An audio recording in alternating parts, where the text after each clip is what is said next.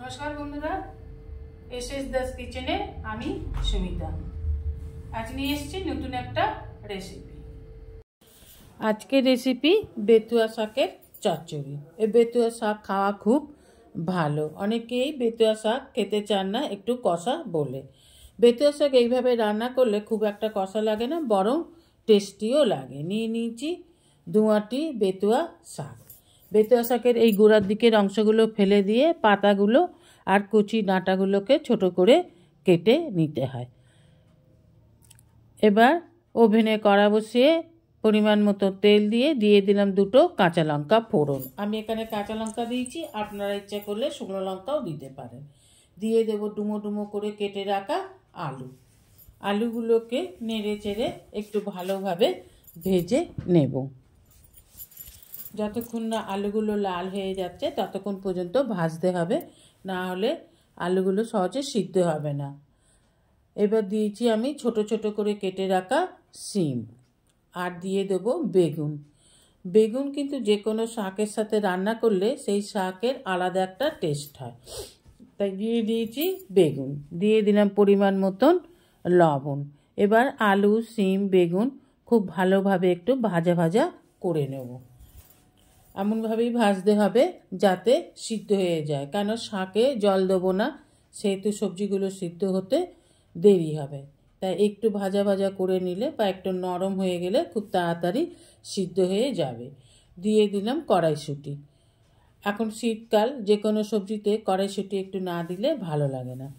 দিয়ে দিলাম 1 টিস্পুন হলুদ গুঁড়ো, 1 টিস্পুন জিরে আর ধনে গুঁড়ো, আদা রসুন কাঁচা লঙ্কা বাটা। আপনারা আপনাদের আনাজ বা সবজি অনুযায়ী মশলাগুলো দেবেন, আরও অন্য সবজিও এর মধ্যে দিতে পারেন। আমি শিম, বেগুন, আলু দিয়েই চচ্চড়িটা করছি। এবার দিয়ে দেবো ছোট করে কেটে রাখা বেতো শাকগুলোকে। বেতো শাক দিলে একটু এদিক ওদিক এবার নাড়লেই কিন্তু বেতো শাকগুলো নরম হয়ে যাবে। বেতো শাক খুব নরম হয়।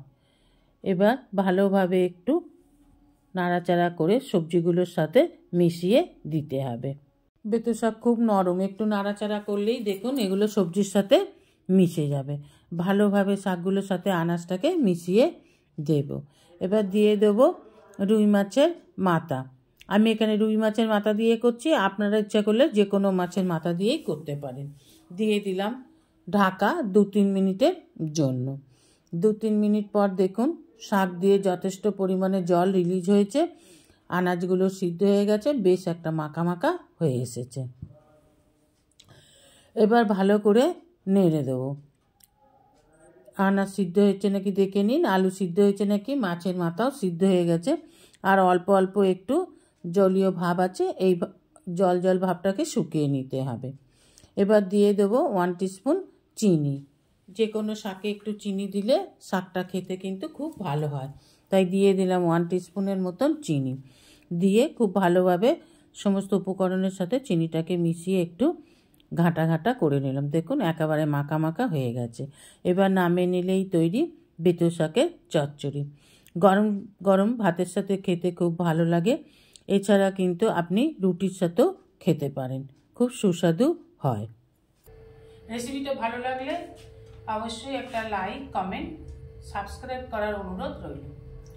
পাশে থাকা বেল আইকনটিতে ক্লিক করে দেবেন নিউ ভিডিওর আপডেট যাতে সবার আগে আপনার কাছেই পৌঁছে যায়। আজ এই পর্যন্তই, আবার দেখা হবে নতুন একটা দিনে নতুন একটা রেসিপির সাথে।